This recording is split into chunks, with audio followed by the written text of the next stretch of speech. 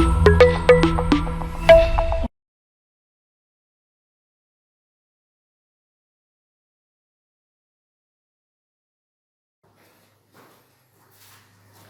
Students, अस्सलाम वालेकुम। बेटा, आज हम डिस्कस करेंगे मॉल। मॉल आपको बहुत मुश्किल लगता होगा, लेकिन इंशाल्लाह हम कोशिश करेंगे उसको आसान तरीन बनाने की। बेटा, आपने 9th क्लास में मॉल के बारे में पढ़ चुके हैं। तो मॉल एक क्वांटिटी है, एक यूनिट है किस चीज़ की, क्वांटिटी। ये हमें बताती है किसी क्वांटिटी के बारे में। लेट्स सपोज आप बाजार में जाते हैं तो आप कहते हैं कि 1 दर्जन बाल्टे दे दो, 1 दर्जन किन्नू दे दो, लेकिन उससे तो आप फैमिलियर हैं, थ्रू होता आप उसको यूज़ कर रहे हैं, तो इसलिए वो आपको आसान लगती है। जब आप केमिस्ट्री में मोल को यूज़ करेंगे तो फिर ये भी आपको बहुत आसान लगेगी। देखिए, वहाँ आप जाके कहते हैं कि 1 दर्जन ये दे दो, 1 दर्जन केले दे दो, 1 दर्जन बाल्टे दे दो, तो वो तो आपको आसान लगती है दर्जन। वहाँ पे क्या यूज़ करते हैं आप, लफ्ज़ दर्जन। यहाँ पे क्या यूज़ करेंगे, मोल। आज हम मोल को समझने की कोशिश करते हैं। इसके साथ जब हम एवोगैड्रोस नंबर उसको भी पढ़ लेंगे, हमारा जो नेक्स्ट टॉपिक है, तो फिर हमें क्लियरली एक 100% तब हमें समझ आएगी। एनी हाउ, आज हम कोशिश करते हैं मोल को डिस्कस करते हैं, मोल को समझने की कोशिश करते हैं। मोल एक यूनिट है किसकी, क्वांटिटी की। मोल का लफ्ज़ी मतलब ढेर है। ढेर मीन्स जिसमें बहुत सारे पार्टिकल्स हो, बहुत सारी चीज़ें हो। ढेर में आपको पता है अनगिनत चीज़ें होती हैं, तो ये भी एक बहुत बड़ा ढेर है। तो ये इसलिए बता रहा हूँ कि इसमें बहुत सारा मटेरियल है, बहुत सारा कैसे है देखते हैं। देखिए बेटा, आपके पास अब या मॉल से हट के जो चीज़ें आपको पता है उनको देखते हैं। लेट्स सपोज आपको पता है सब्सटेंस के बारे में, आपको पता होगा कि सब्सटेंस क्या होता है। देन आपको पता है कि जो जो सब्सटेंस है उसकी 4 बेसिक टाइप्स हैं। एक को कहते हैं एलिमेंट, एक को कहते हैं मॉलिक्यूलर स्पीशी या मॉलिक्यूल। एक आपके पास एलिमेंट्स होते हैं, एक आपके पास मॉलिक्यूल्स होते हैं, उसको मैं मॉलिक्यूलर स्पीशी लिख देता हूं। एक आपके पास आयनिक कंपाउंड्स आपने सुने होंगे,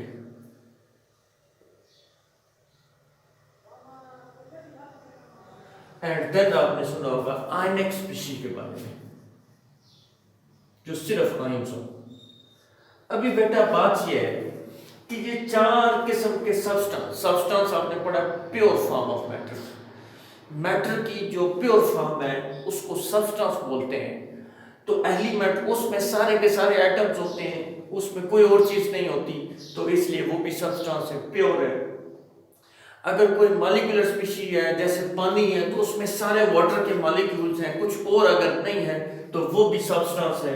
अगर आयनिक कंपाउंड नमक है आपके पास, तो नमक, अगर आपके पास सिर्फ नमक है, सोडियम क्लोराइड, तो उसमें सारे NaCl ही हैं, तो उसमें चूंकि सारे सोडियम क्लोराइड आयंस ही हैं, इसलिए वो भी क्या कहलाएगा, सब्सटेंस। अगर मैं यहाँ एग्जांपल ले लूँ hydroxyl ions, OH negative ions, तो उसमें सारे OH नेगेटिव आयंस ही हैं, कोई और चीज नहीं है, तो वो भी क्या कहलाएगा, सब्सटेंस। तो आज आपने देख लिया कि जो आपके पास सब्सटेंस है उसकी 4 बेसिक टाइप्स हैं, एलिमेंट, मॉलिक्यूल, आयनिक कंपाउंड, आयनिक स्पीशी। कोई मुश्किल नहीं है। एलिमेंट 118 एलिमेंट्स आपने सुने हैं पीरियोडिक टेबल में। मॉलिक्यूलर स्पीशी ये आपस में मिलकर मॉलिक्यूल्स बनाते हैं, या बजाते खुद मॉलिक्यूल भी कहला सकते हैं, जब आपने स्टार्ट में पढ़ा है।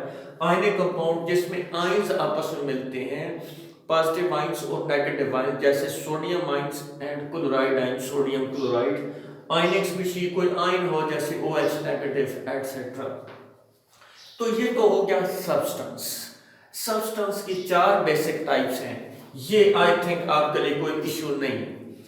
अब दूसरी बात आ गई मैस की। इस सब्सटेंस का मैस भी होता है, इसमें तो कोई शक की बात नहीं है कि इस सब्सटेंस का मैस भी होगा। एलिमेंट के अंदर क्या होते हैं, एटम्स होते हैं। एलिमेंट में मौजूद एटम्स होते हैं, एटम्स के मैस को क्या कहेंगे, एटॉमिक मैस। क्या बेटे कहेंगे, एटॉमिक मैस। देन आपके पास आ गया मॉलिक्यूलर स्पीशी। तो मॉलिक्यूलर स्पीशी का मैस है, तो मॉलिक्यूल का मैस है, मॉलिक्यूलर स्पीशी में मॉलिक्यूल्स हैं, मॉलिक्यूल्स के मैस को क्या कहेंगे? Molecular mess.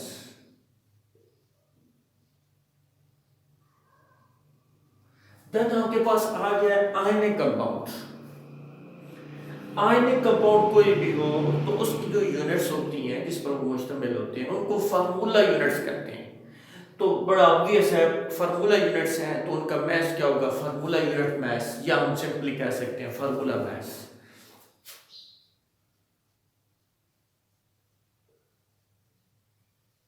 देन आपके पास आयनिक स्पीशी है तो आयंस का मैस है, तो आयनिक मैस बोल दें या फार्मूला मैस बोल दें, आयनिक मैस बेहतर है। अभी देखें यहां तक भी आपके लिए कोई इशू नहीं था। चार किस्म के सब्सटेंस हैं, उनमें जो मौजूद मैसेज हैं, एलिमेंट है तो उसमें एटम्स हैं, इसकी एटॉमिक मैस। मॉलिक्यूलर स्पीशी है तो मॉलिक्यूलर मैस। आयनिक कंपाउंड है तो उसमें मौजूद फार्मूला यूनिट्स हैं इसलिए फार्मूला मैस। आयनिक स्पीशी है तो आयंस का मैस है तो आयनिक मैस। अब इसकी यूनिट आप ऑलरेडी पढ़ चुके हैं। इसकी यूनिट क्या पढ़ चुके हैं आप कि एटॉमिक मैस को हम किस में जाहिर करते हैं? एटॉमिक मैस को किस में जाहिर करते हैं? AMU में। तो वही मिल के मॉलिक्यूल बना रहे हैं तो उसका भी मैस किस में जाहिर करेंगे? AMU में। इसी तरह फार्मूला मैस है उसमें भी सोडियम का मैस, क्लोराइड का मैस, यानी कि जो भी पॉजिटिव आयन है उसका मैस, नेगेटिव आयन का मैस, वही एटम्स का मैस बेसिकली कंबाइन हो रहा है या आयंस का मैस कंबाइन हो रहा है। तो इसलिए इसको भी किस में जाहिर करेंगे? AMU में। इसको भी किस में जाहिर करेंगे? AMU में। AMU में इसको क्यों जाहिर करते हैं? आपके नॉलेज में है कि एटम बेपनाह छोटा है, उसका मैस इंतहाई कम है। क्योंकि एटम बेपनाह छोटा है, उसका मैस इंतहाई कम है, तो उनके लिए हमारे पास कोई इंस्ट्रूमेंट नहीं है जिसके तहत हम उसका मैस मालूम कर सकें। इसलिए हम क्या यूज करते हैं? Atomic mass unit scale. अगर आपसे कोई पूछे why we use atomic mass unit scale for the measurement of atomic masses, for the measurement of these substance, because they are very small particles. Because they are very small particles, we don't have any balance to measure its masses.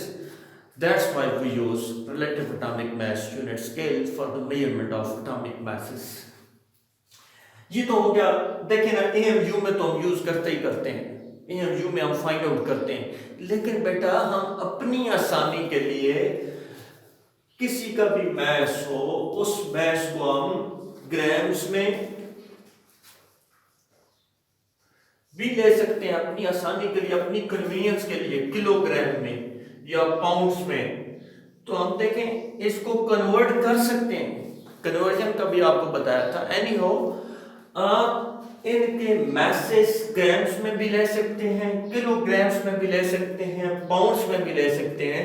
लेकिन बेटा ये बहुत ही interesting होगा अगर आप इसका mess ग्राम में ले लें।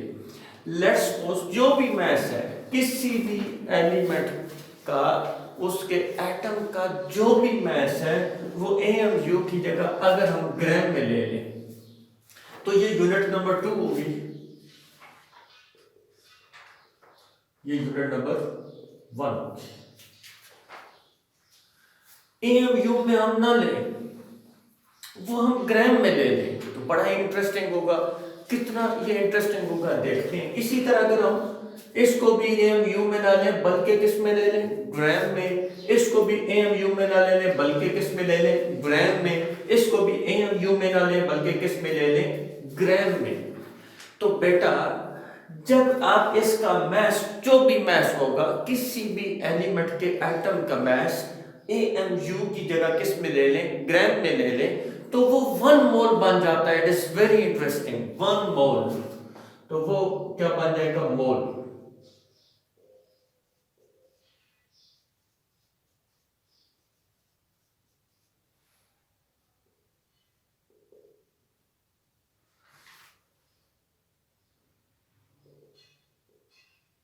क्वांटिटी ऑफ सब्सटेंस की एक नई यूनिट जनरेट हो गई है कि जब आप किसी भी एलिमेंट का यानी कि atomic mass, molecular mass, formula mass, ionic mass, amu की जगह किस में ले लें, ग्राम्स में ले लें, तो वो 1 मोल बन जाता है। इट इज वेरी इंटरेस्टिंग, ये सब बराबर हो जाते हैं, सब में 1 मोल होता है जी। 1 मोल सब में क्यों हो जाता है, कैसे हो जाता है, इसको हम डिटेल में देखेंगे एवोगाड्रोस नंबर के टॉपिक में, जो हमारा नेक्स्ट टॉपिक है। इसको देखें, इसका नाम, सबका नाम मोल है, या सबको हम ग्राम मोल भी ले सकते हैं। क्यों? क्योंकि उसमें हमने ग्राम में ले ली है, तो ये सारे 1 मोल कहलाएंगे या 1 ग्राम मोल कहलाएंगे।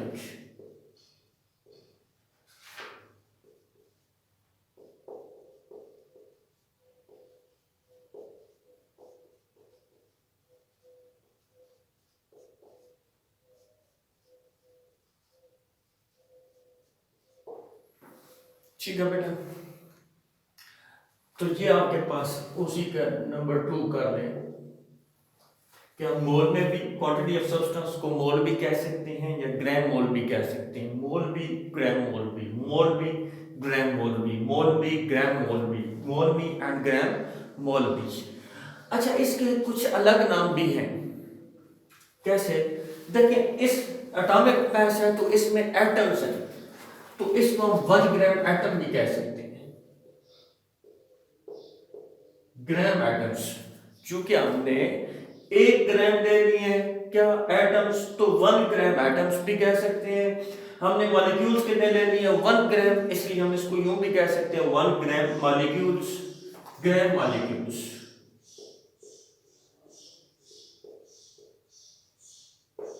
देन हमने ऐसा किया कि फार्मूला मास भी किस में ले लिया, ग्राम में, तो 1 ग्राम फार्मूला, इसको हम ग्राम फार्मूला भी कह सकते हैं। इसी तरह हम इसको 1 ग्राम आयंस भी कह सकते हैं, 1 ग्राम आयंस। तो बेटा कोई आपके लिए मुश्किल नहीं है। तीसरा इसका नाम,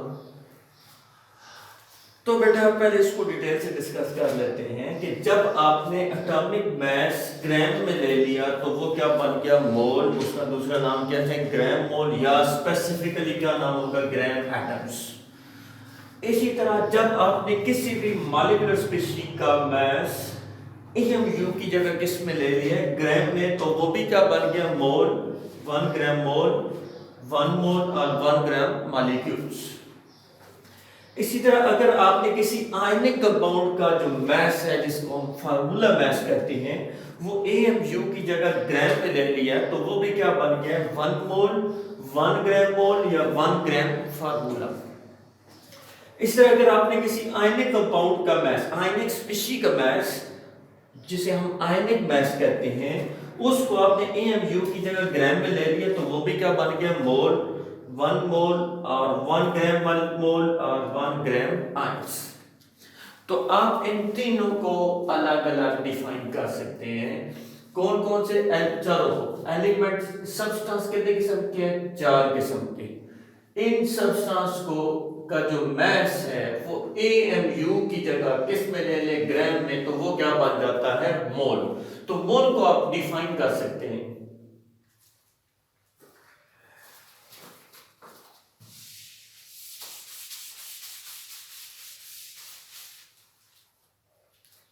Mass of a substance expressed in grams. Mass, कोई भी mass of a substance, चारों में से कोई भी substance जिसका mass उसी का substance, उसको AMU में ना ले बल्कि किस में ले ले, ग्राम्स में, क्या बन जाएगा, मोल या ग्राम मोल आपके। दी mass, ये डेफिनेशन प्लीज नोट कर ले, तो नहीं होगी, of a substance expressed in grams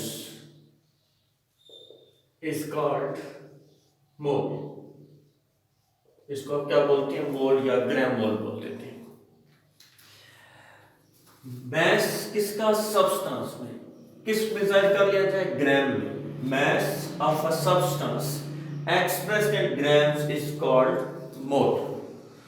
तो आप इसको मुख्तलिफ तरीकों से डिफाइन कर सकते हैं। एक तरीका मैंने आपको बताया कि जो मास है किसी भी सब्सटेंस का, उसको ग्राम्स में जाहिर कर दो, क्या बन जाता है, मोल बन जाता है।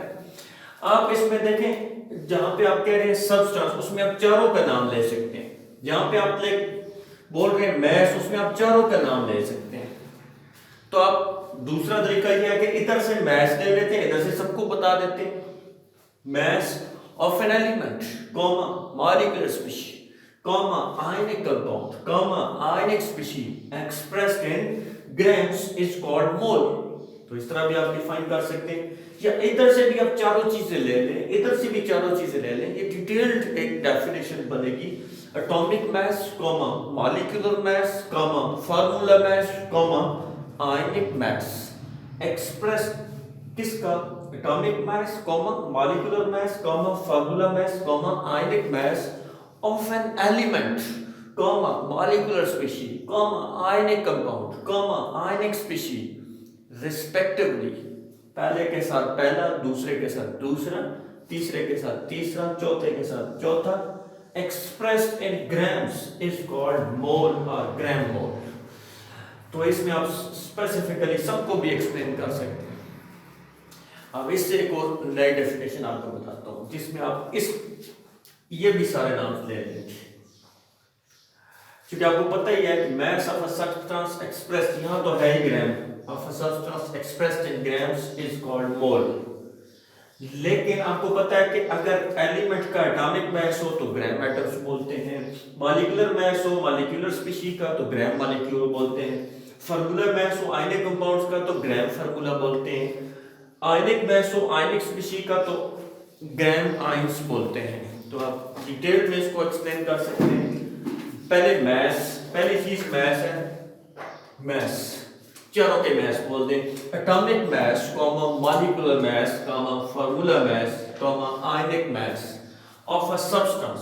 सब्सटेंस कौन कौन से हैं सारे बोल दें, of an element, comma, molecular species, comma, ionic compound, comma, ionic species expressed in grams is called, क्या बोल सकते हैं, मोल। मोल के आगे टाइप सारी बोल दें, is known is called gram atoms, gram molecules, gram formula, gram ions respectively। तो यूं आपके पास चार किस्म की डेफिनेशंस आ चुकी हैं। किसी भी तरह आप एक्सप्लेन करना चाहें तो आप कर सकते हैं। Any of simplest one is the mass of a substance expressed in grams is called mole. जब ये चारों चीजों को आपने साइमल्टेनियसली पढ़ लिया है तो आप किसी भी तरह एक्सप्लेन कर सकते हैं। सिंपली आपको ये तीन चीजें पता हो तो आप पूरा टॉपिक को डिस्क्राइब कर सकते हैं। देखिए चंद एक बातें मैं आपको जो आपने पढ़ा उसको रिपीट करता हूँ कि आपके पास जो इस टॉपिक के स्टार्ट में जो बुक में मेंशन है वो आपको पता होना चाहिए, रिपीटेड है कि जो एटॉमिक मास है वो हम AMU में क्यों लेते हैं, उसे हम एटॉमिक मास यूनिट स्केल में क्यों मेजर करते हैं। Reason behind this is that कि एटम इतना छोटा है कि उसके लिए हमारे पास कोई डिवाइस, कोई इंस्ट्रूमेंट, कोई बैलेंस, कोई तराजू हमारे पास मौजूद नहीं है कि जिसके थ्रू हम उसके मैसेज मालूम कर सकें।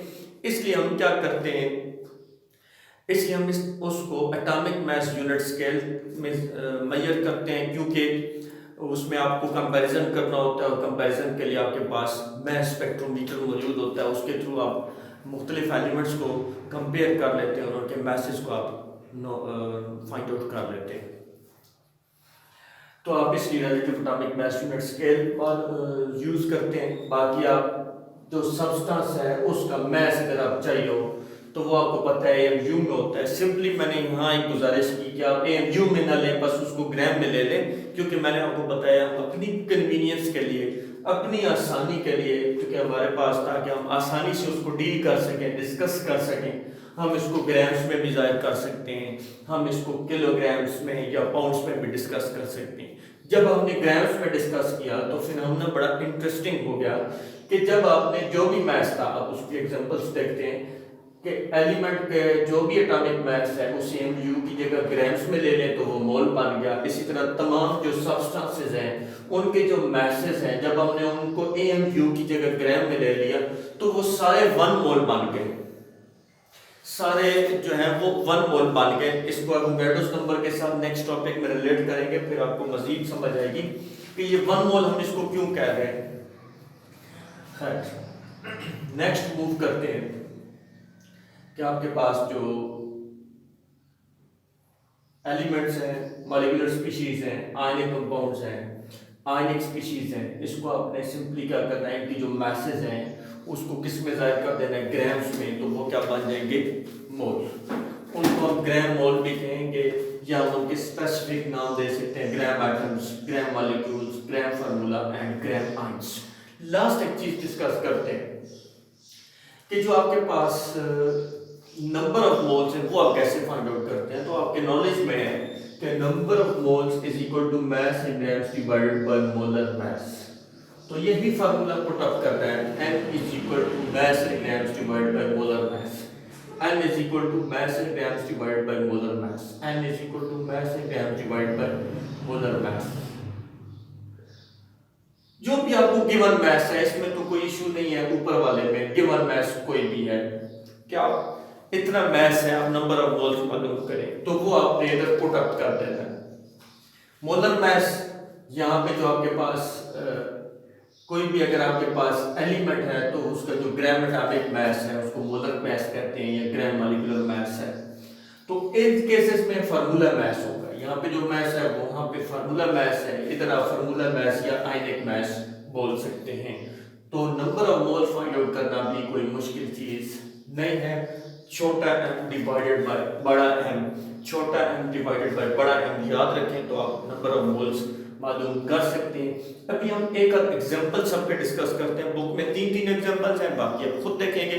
अगर कोई समझ नहीं आएगी तो मुझे जरूर बताएंगे, लेकिन आपके लिए मैं बोरिंग नहीं करना चाहता क्योंकि एक एग्जांपल समझ आ गई समझे सब कुछ समझ आ गया। देखते हैं एलिमेंट, किसी भी एलिमेंट का नाम बताएं। लाइक आपके पास कार्बन है, तो कार्बन का जो मास है वो कितना है, 12।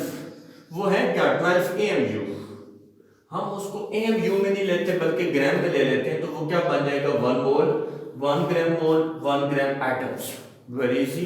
इस तरह अगर हम कोई मॉलिक्यूलर स्पीशीज लाइक वाटर ले लेते हैं तो वाटर में आपको पता है उसका मॉलिक्यूलर मास कितना होगा। वाटर क्या है, H2O, हाइड्रोजन का मास 1 मल्टीप्लाई बाय 2 प्लस 16, ये कुल मिला के 18 हो गया। इसका मॉलिक्यूलर मास 18 AMU है, हम AMU की जगह ग्राम्स में ले लेंगे तो वो क्या बन जाएगा, मोल। 1 ग्राम 1 मोल, 1 ग्राम मोल और 1 ग्राम मॉलिक्यूल्स। आयनिक कंपाउंड लाइक हम सोडियम क्लोराइड ले लेते हैं, नमक ले लेते हैं, सोडियम क्लोराइड। इसमें इसका फार्मूला मास है 58.5 AMU है। हम इसको AMU की जगह किस में ले लें, ग्राम्स में ले लें, तो ये क्या बन जाएगा, 1 मोल, 1 ग्राम मोल और 1 ग्राम फार्मूला। इस तरह कोई आयनिक स्पीशीज लाइक OH नेगेटिव के एग्जांपल लेते हैं।